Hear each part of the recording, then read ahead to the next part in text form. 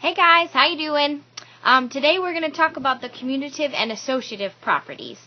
The last slide of the video is going to have some notes that I want you to write down, so be sure when it gets there to go ahead and pull out your folders and notes and get those written down.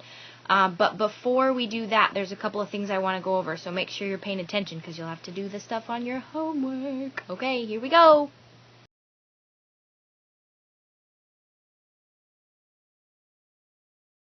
The first property we are talking about is the commutative property. This property states that as long as you are doing either multiplication or addition, you can switch the order of the numbers you are adding or multiplying, and you will have the same sum or product. In plain English, it means that for plus and for times, order doesn't matter. Here, let me make that a little bit bigger for you. So 3 plus 2 is the same as 2 plus 3. They both add up to 5. And 4 times 5 is the same as 5 times 4.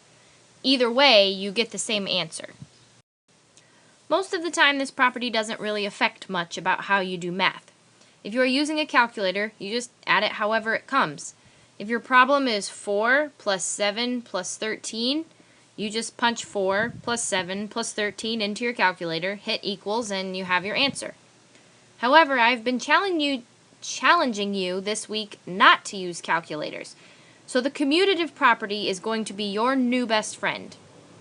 When you come up against a problem that has 3 or more numbers to add or multiply, changing their order can help you do the math in your head easier.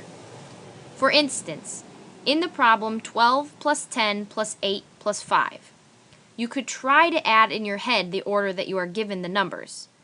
Or you could switch the middle two numbers so that you have 12 plus 8 plus 10 plus 5. Now you have the 12 and 8 next to each other. We want those numbers together because they add up to 20. 20 is an easy number to add. So these two numbers would add up to 20, and these two would add up to 15. 20 and 15 add up to, right, 35. At least I really hope someone said 35.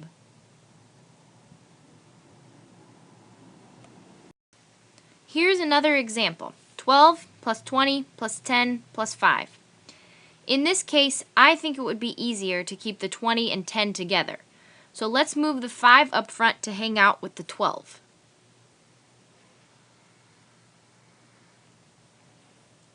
20 and 10 make 30. And 12 plus 5 makes 17. 30 and 17 make 47. Yes! So now here's the deal. Some of you may be freaking out on me saying, Miss Mcnutt, I don't understand how you are choosing to rearrange these problems. It doesn't make sense, and I'm afraid I'm going to mess it up. Calm down. You have some flexibility with this rearranging stuff, and the beautiful thing about the commutative property is that you can rearrange it any way you want, and you will still end up with the right answer. I'm just rearranging them in a way that helps me add them easier in my head. If it makes sense to you to rearrange it a different way, then you may do that. The important thing to learn from this lesson is that the rearranging is possible because of the commutative property. Why don't we try one using multiplication? 4 times 8 times 5 times 3. If we leave it the way it is now, we will first multiply 4 and 8, which will give us 32. Then we will try to multiply 32 times 5. Eek. Let's rearrange them instead.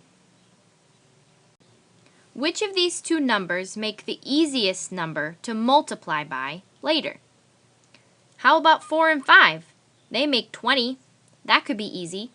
So let's rearrange this as 4 times 5 times 8 times 3.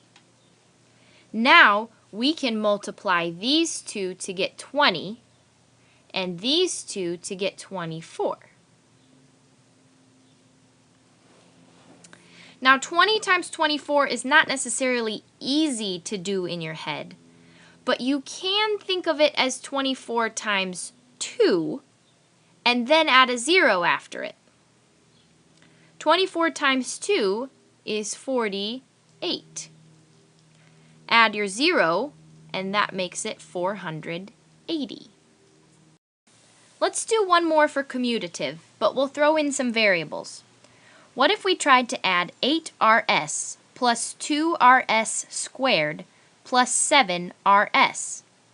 There are like terms here, but they're not right beside each other. If we rearrange this expression to read 2rs squared plus 8rs plus 7rs, then the like terms become neighbors and are easier to add. The simplified version of this problem would then be 2rs squared plus 15rs. And just as a side note, please remember that like terms have the same variables and the same exponents on those variables. 8 and 7 could be added because they both have one r and one s.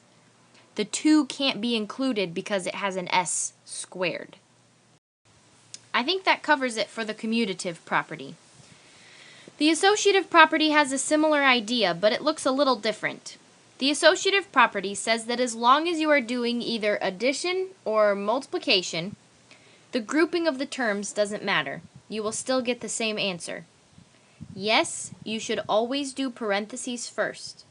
But if your problem is 3 plus the quantity 4 plus 5, it will total the same as the quantity 3 plus 4 plus 5. You can try it if you want to test me, but it's true. Here, I'll give you a second to add them up. They're both 12, right? Even if you follow the order of operations, you still get 12. Associative property tells us in plain English that in plus and times, grouping doesn't matter. No matter how you group, you still get the same answer. We won't go through examples of problems for this property because you won't end up using this one on your homework. However, I would like to spend a brief moment talking about why this only works for plus and times. Let's try this property on a subtraction problem. If I have 9 minus the quantity 6 minus 1, is that the same as the quantity 9 minus 6 minus 1? What is the difference of the first one? These two make 5, and 9 minus 5 would give us 4. Good. What is the difference of the second one?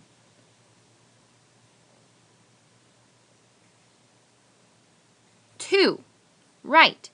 The answers are different, which means the grouping does matter for subtraction, and the associative property does not apply. If you try this experiment on division, you will get different answers there too. Here are the notes that I would like you to take. After you take the notes, Mrs. Lee will give you a worksheet. Please try your best to rearrange the problems in a way that makes sense to you and then solve them without a calculator. Good luck!